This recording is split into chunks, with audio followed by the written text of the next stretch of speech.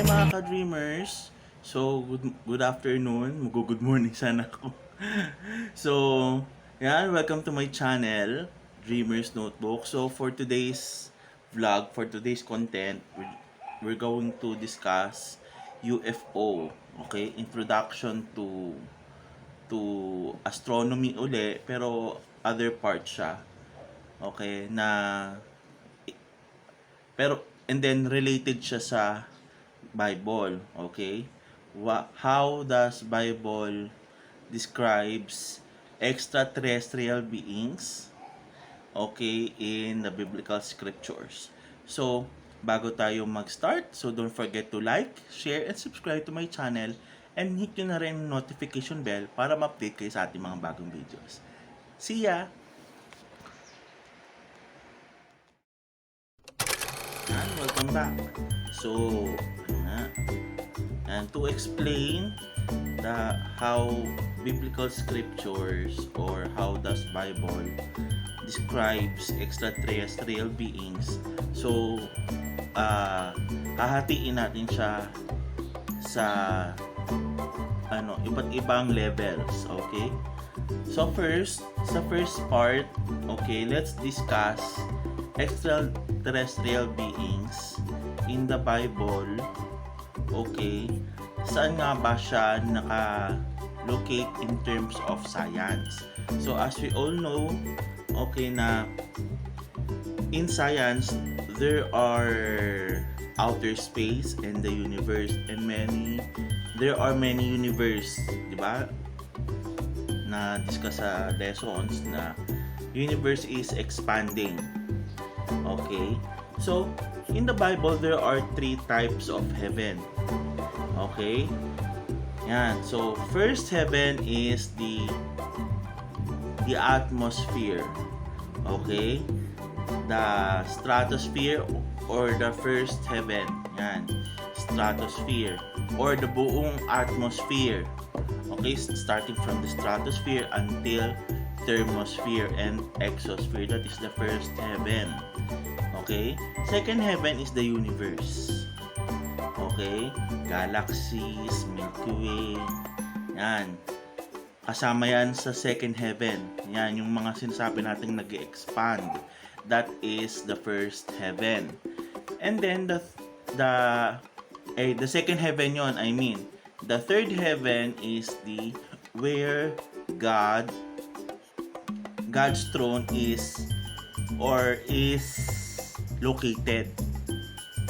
Angels, yan kung paradise. Okay, so I have here, okay, it is from nag-research ulit ako ng becomingchristians.com, and 3 types of heaven mentioned in the Bible.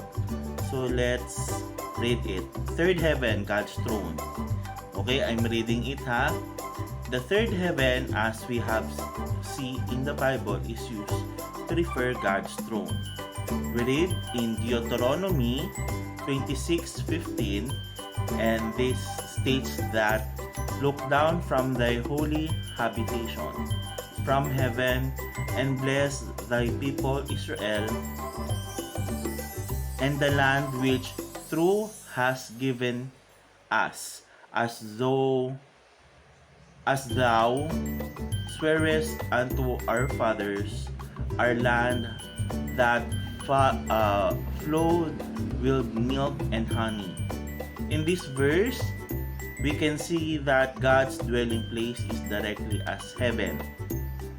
Okay, the heaven itself, the third heaven. Excuse me. Yan.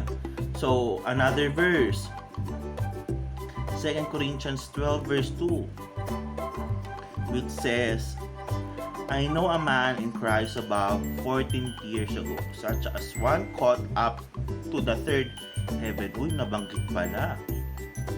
Caught up. Okay, caught up. Nandun yung caught up. The rapture. Okay, 2 Corinthians 12 verse 2. Okay, dito na tayo ngayon. Second heaven, the outer space.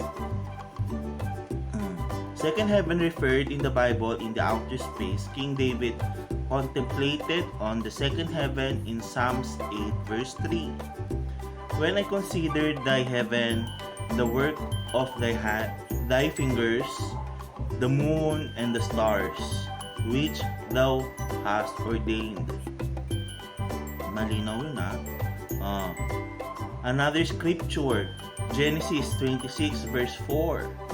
And I will make thy seed to multiply as the stars of heaven, and will give you unto thy seeds all these countries, and this seed shall all the nations of the earth will be blessed. Okay, another scripture, Deuteronomy 1 verse 10. The Lord your God has multiplied you, and behold, you are these days as the stars of heaven for multitudes. Okay? Stars from heaven. Yan. At lastly, sa second heaven, Isaiah 13 verse 10. For the star of heaven and the constellations thereof shall not give their light. The sun shall be darkened in his going forth, and the moon shall not cause her light to shine. Alright? So that is the second heaven.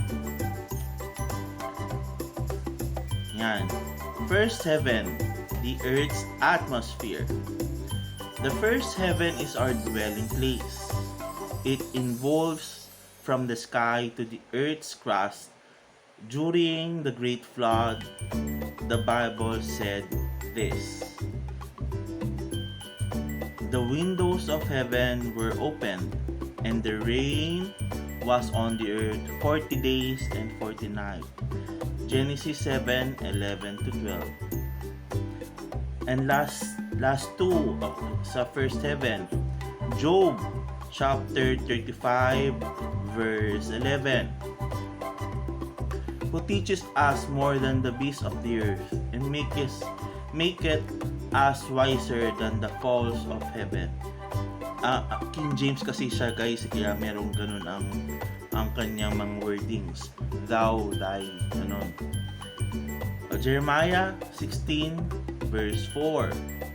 They shall be consumed by the sword and by famine, and their carcasses shall be meat for the fowls of heaven and the beasts of the earth. The first heaven, the earth's atmosphere. Okay, now punta naman ngayon tayo. Okay, this really explain that yung sinasabi ng God makes the heavens and the earth, plural. Okay, na it is really,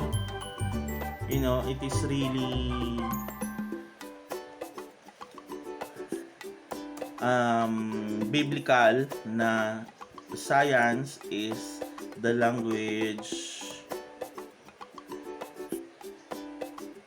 the science is the language of the Bible. Okay, Bible explain itself because of the Holy Spirit. Okay, and God's knowledge is, spread in different forms. Ayan, for me lang yun for me. Okay, so punta naman tayo sa principalities. This will explain. Okay,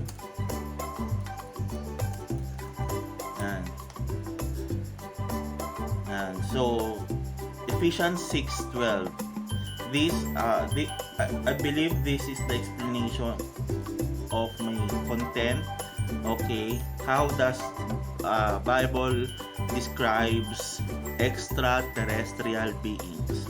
Kasi yung sa mga kapanunan nila ng mga Bible, okay, mga tao sa Bible, hindi nila kayang express in words yung tamang term. Okay, hindi nila alam ang salitang extraterrestrial beings. di nila alam ang aliens, di nila alam ang helicopter kasi hindi naman ganun ka-advance yung mga knowledge nila noon. So kung ano yung binibigay sa kanila ng Lord in terms of ito ang sulat mo, ito ang sulat niya, ganyan. Kung ano lang yung knowledge niya, yun yung mga naisusulat. Okay, Ephesians 6 verse 12. Okay, I'm going to read. For our struggle is not flesh and blood, but against rulers, against the authorities, against powers of the dark world. Take note of that. And against spiritual forces of evil in the heavenly realms. Okay? Dark world. NIV yun na. Okay? In the heaven, and then the spiritual forces of evil in the heavenly realms. Yan. So, dark world. Ano yung dark world? For me, ito maganda. English Standard Version. For we do not wrestle against flesh and blood, but against rulers, against authorities, against cosmic powers over this present darkness. That explains that there is a that cosmic power is the extraterrestrial beings over this present darkness. Because diba meron tayong dark matter, sinasabi nga sa science, dark matter, that is the outer space, that is the present darkness. And then the heavenly places, okay, that is places, plural. So that we call them there is a spiritual forces of evil that lives in the heavenly places. And I believe that is the aliens, extraterrestrial beings. Okay? So, before I conclude, let me show you 2 video clips. Okay? After this, ulit. Okay? 2 video clips that I have screen recorded sa Facebook. Okay? That is a short documentary about aliens. Okay? So, sa part 2 natin, let's try to what you call this one? Interview Kuya Manzano. Okay, I believe he has a lot of things to say about aliens kasi isa din siya sa naniniwala na there is aliens, extraterrestrial beings. So, Sierra Mountain to where the hole is, that way. The hole, what's the hole? There's a hole on the other side of the Sierra Mountain. Got a hole in it, or do you mean that it's actually They open? made it. So Whoever it is, they made it.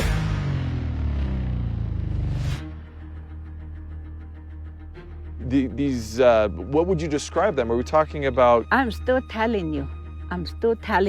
Wow. And then at home, at my house, at night, I woke up while it was dark in my room.